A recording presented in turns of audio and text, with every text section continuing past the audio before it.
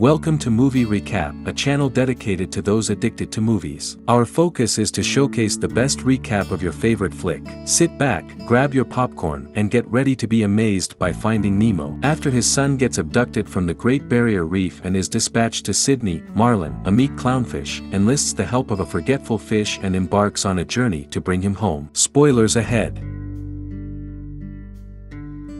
Marlin and Coral, two clownfish, are taking in the view from their new residence inside a sea anemone that is situated above a coral reef drop-off. Their clutch of eggs is concealed in a tiny hole beneath them. They consider names as they prepare to become parents for the first time, with Coral expressing her preference for Nemo. They happily flirt with one another until Coral is drawn away by the apparition of a barracuda. Coral moves to defend her eggs against Marlin's instructions to hide, and the barracuda lunges at her. Marlin charges in but is knocked out by the barracuda with a flick of its tail, throwing him back into the anemone. When he awakens that night, he finds that Coral and the eggs have been devoured by the barracuda, but he is able to locate one remaining egg with a scratch on its right side. He gives the codling the name Nemo and swears to keep it safe. Nemo is raised by Marlin in a safe anemone deeper within the reef. Nemo wakes up his father early on the morning of his first day of school by flapping his little right fin erratically. Marlin, who appears too protective and skeptical of Nemo's independence, assists him in getting ready for the day. Nemo asks his father numerous questions about the sea on the way Marlin takes him to school, but Marlin is too hesitant and unskilled to respond. The neighborhood teacher, Mr. Ray, takes the kids on a field trip. Marlin swims after them in a panic when he realizes they are heading to the drop-off. When they get there, Nemo follows three of his friends since he is tired of Mr. Ray's instruction. They go to the edge of the coral where they discover a speedboat, which they mistakenly refer to as a butt, anchored in the distance. As Marlin approaches and shouts at Nemo for putting himself in danger, they challenge one another to swim out into broad water to touch the butt. Marlin is engaged in conversation with Mr. Ray when Nemo swims ferociously out to sea and stops beneath the boat. Nemo touches the boat with his fin and begins to swim back in a defiant gesture. Moments later, the three classmates scream as a scuba diver emerges from behind him. Marlin tries to save Nemo after hearing his cries for aid. A second diver, though, prevents him from rescuing his son. One of the divers uses a pocket net to catch Nemo as Mr. Ray hides his students. When the other diver takes a picture of Marlin, it temporarily impairs his vision. As the boat leaves the reef, Marlin swims after the divers after regaining his vision. Nemo's mask unintentionally falls into the ocean when the diver places him in a cooler filled with water. Marlin pursues the boat in the water but eventually loses sight of it. He swims to the ocean floor and calls out to any passing schools of fish for assistance until he comes across Dory, a blue tang. She claims to have seen the boat and points out where it went to a grateful Marlin, but as they swim along, she starts to relax and even tries to elude him when she realizes he is following. He interrogates her after she confronts him and learns that she has short-term memory loss. Marlin, who is perplexed, turns to go but is stopped by Bruce, a great white shark, who introduces himself. He extends an invitation to Marlin and Dory to attend his gathering and, in spite of Marlin's protests, drives them to his hideout in a sunken submarine that is ringed by active sea mines. Before starting an assembly where they promise to refrain from eating fish, they get to know Bruce's colleagues sharks, the hammerhead anchor, and the mako chum. Marlin finds the diver's mask stuck on a piece of metal and notices markings on the strap that could lead him to Nemo's location. In order to see if the sharks can read, Dory pulls up the mask. Marlin tries to grab it back, but they wrestle before the mask breaks into Dory's face and causes a nosebleed. Bruce's inner carnivore is roused by the smell of the blood, and despite Anchor and Chum's attempts to restrain him, he recklessly follows Marlin and Dory through the submarine while grabbing the mask in his mouth. Before Dory and Marlin seek safety in a torpedo well, Dory demonstrates that she can read human speech during this time. Marlin has time to grab the mask and dive back into the well as Dory launches the torpedo, which wedges in Bruce's mouth. Anchor and Chum are able to get Bruce's attention again just in time for the torpedo to detonate one of the mines, setting off a series of tremendous explosions from the other mines. Bruce then throws the torpedo away. Nemo is then transferred to a different container, which turns out to be a fish tank in a dentist's office. Bloat the puffer fish, Bubbles the yellow tang, Peach the ochre sea star, Gurgle the royal grandma, Jacques the French-accented Pacific cleaner shrimp, and Deb, a black-tailed humbug who thinks her reflection is her twin sister, Flo, below are some of the initial inhabitants he encounters there. After briefly discussing dental procedures with the other fish, a pelican by the name of Nigel perches himself on the window next to the tank and welcomes Nemo. The dentist orders him to go after displaying a picture of his niece Darla to Nemo. He announces that she will come pick up Nemo on Friday from the aquarium. Given that Darla's goldfish Chuckles died because she wouldn't stop shaking the bag, the other fish are terrified of her and refer to her as a fish killer. Nemo retreats out of fear and the desire to return home and becomes impaled in the filter's suction tube. The other fish go to rescue him, but Gil, an elderly Moorish idol with significant scarring on his right side, instructs and encourages Nemo that he must leave on his own. Nemo succeeds in freeing himself, and Peach, like Gil, attributes his fortitude to his oceanic ancestry. Following the blasts, Marlin and Dory find the submarine perched precariously over the edge of a deep ravine. As a result of their actions, the submarine abruptly tips forward and slams into the rock wall on the opposite side. During the commotion, Dory unintentionally drops the mask into the shadows below while momentarily blinded by the dust. Marlin concedes defeat and sinks, but Dory gladly carries him into the depths and instructs him to keep swimming. After a little while, they discover a sinister and seductive glow that, regrettably, belongs to a ravenous anglerfish. Marlin locates the mask during the chase, which allows Dory to read the address on it by diverting the anglerfish. The anglerfish is then guided by Marlin to the mask, where it is captured using the mask strap as a tether. Dory is thrilled to discover that she can recall the address, P. Sherman 42 Wallaby Way, Sydney, and recite it. Nemo is awakened in the aquarium by Jacques, who then brings him to the tank's model volcano, Mtwanahakalugi, where the other fish perform an initiation, giving Nemo the moniker Shark Bait. The dentist will have to physically clean the fish tank as a result of Gil's suggestion to block the filter. The dentist will then put the fish in baggies on the counter so they can roll out the window to the street, cross it, and land in the harbor. Gil claims that Nemo is small enough to fit into the filter and pass back through the tube despite the other fish's skepticism. Nemo consents to do it. A school of moonfish offers Marlin and Dory directions to Sydney as they continue their adventure. After an amazing show of their coordinated impressions, they tell Marlin and Dory to take the East Australian Current, EAC. Marlin decides to swim over a rough ditch to get away from the menacing enclosure when they reach it. Dory gets sidetracked while the EAC is in view and gets stung by a little jellyfish. They unexpectedly find themselves encircled by a school of bigger jellyfish as Marlin attends to her. Marlin and Dory bounce on the tops as they sprint out of the school after discovering that they don't hurt. Marlin is the first to exit the boat, and when Dory doesn't follow, he returns to get her. He finds her unconscious and covered in sting scars. He yells, "Stay awake," a few times as he tries to carry her outside while being stung repeatedly. Even though he is accustomed to anemone stings, he manages to get there but blacks out as a huge shadow approach him because he is fatigued and stung. Gil watches the dentist for an appropriate time to jam the filter as Nemo waits in the fish tank with him. Gil reveals that on his first effort to flee,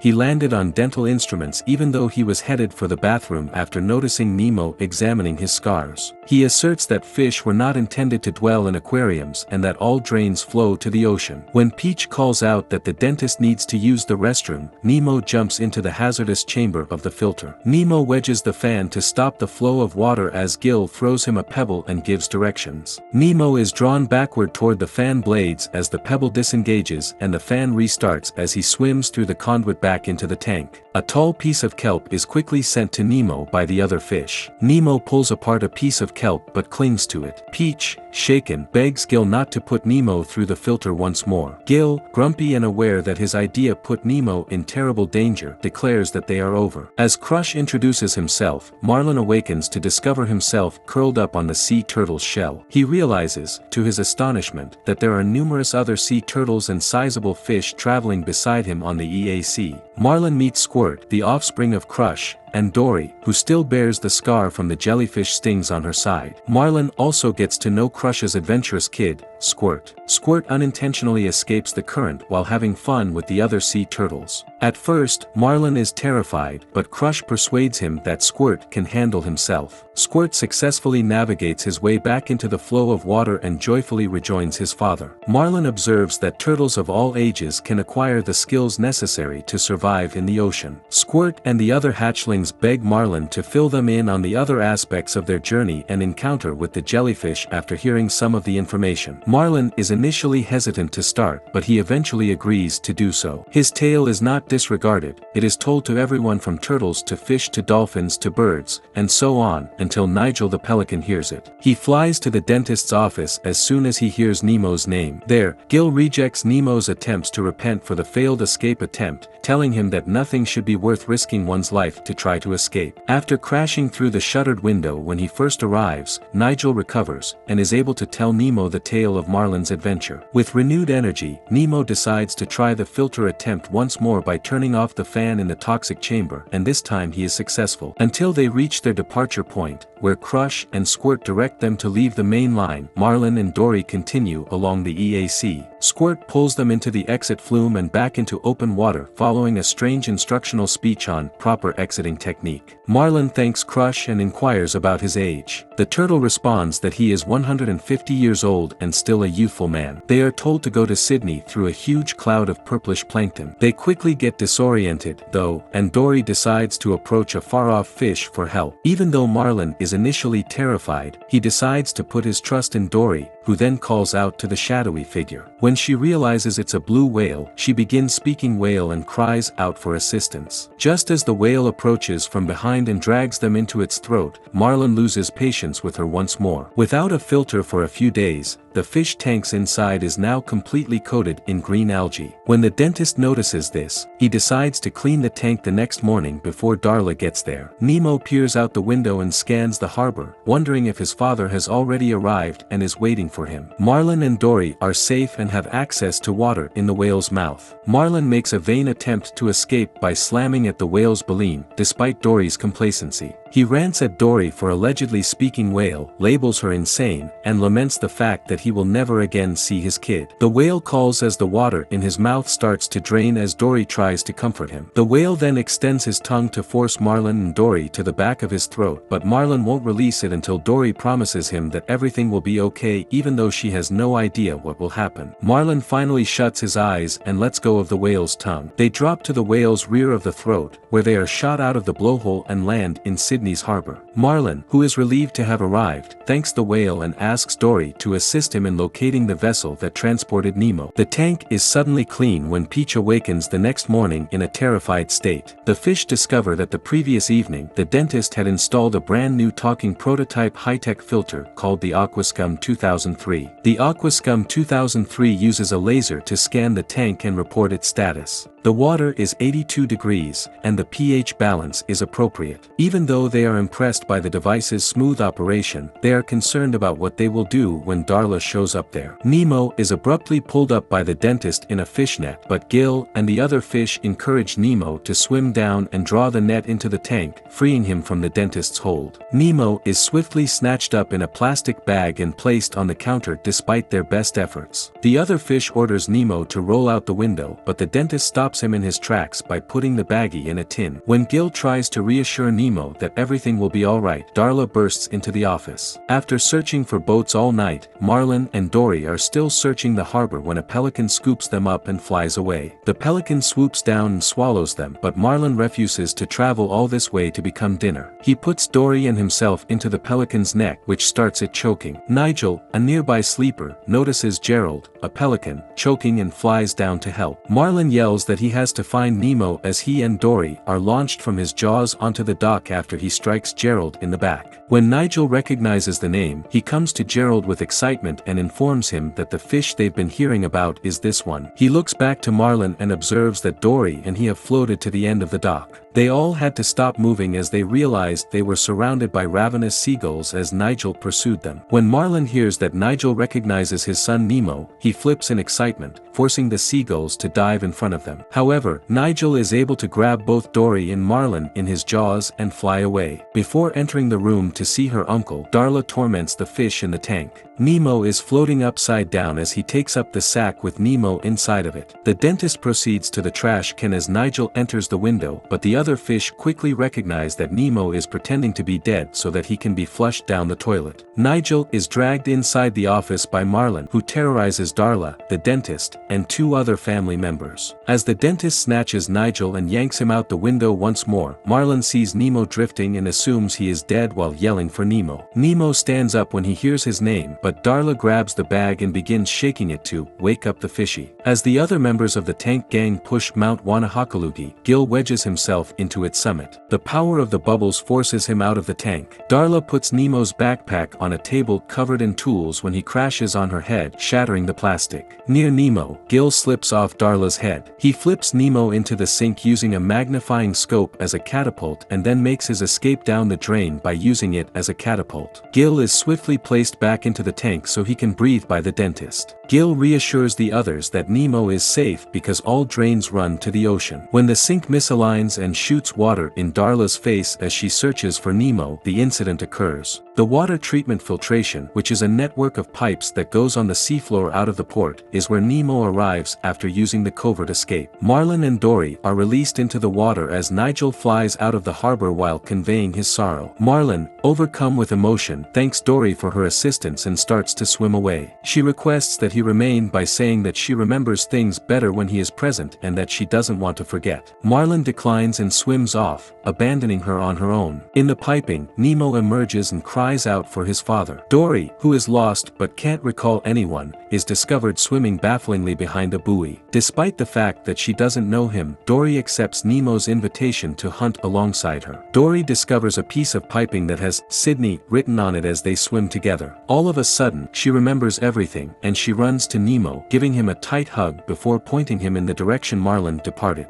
After learning that Marlin was headed for the fishing grounds, they meet up with him in the middle of a sizable school of grouper. Then, as a huge net from a fishing trawler above engulfs the school of fish, they scream out in terror. Nemo says he must swim in and tell the fish to swim down because Dory is entangled in the net. Marlin lets go and lets Nemo do what he can despite his concern for his safety. From outside the net, Marlin gives the fish instructions, and they soon begin swimming collectively downwards. Following their investigation, the fishermen discover that the net is being pulled in the opposite way. The fish are all released when the net finally snaps away from the boat after being pushed toward the bottom by Dory, Nemo, and the grouper. Marlin is overcome with grief when he discovers Nemo with Dory since he thinks he is dead. When Nemo awakens, Marlin gently informs him that he learned that sea turtles can live for 150 years. After reaching an agreement, Marlin and Nemo return to the reef to live together. Marlin's attitude has improved, and he now exudes optimism and confidence in his son's skills. Dory is dropped off at school by Bruce, Anchor, and Chum, who have accepted Dory into their vegetarian program, and he drives him there. Before leaving for another outing with Mr. Ray, Nemo gives his father a final hug. Marlin watches them go because he is confident that his son will be safe. In a pre-credit sequence, the dentist is shown angrily cursing the new high-tech filter in the Sydney dental office since it has suddenly ceased working despite having a maintenance-free lifetime warranty. When he finds that the fish have suddenly vanished off the counter, he grumbles about having to clean the fish tank himself and put every fish in bags. Peach is the last to cross the roadway and land herself in the port with the other fish as horns blare out the open window. We really hope you enjoyed today's recap of Finding Nemo. Please leave a comment below on what you loved about the movie and why. Be sure to like the video and please don't forget to support our channel by subscribing so you don't miss any amazing content. Until next time, lights, camera, action. We look forward to seeing you in our next video.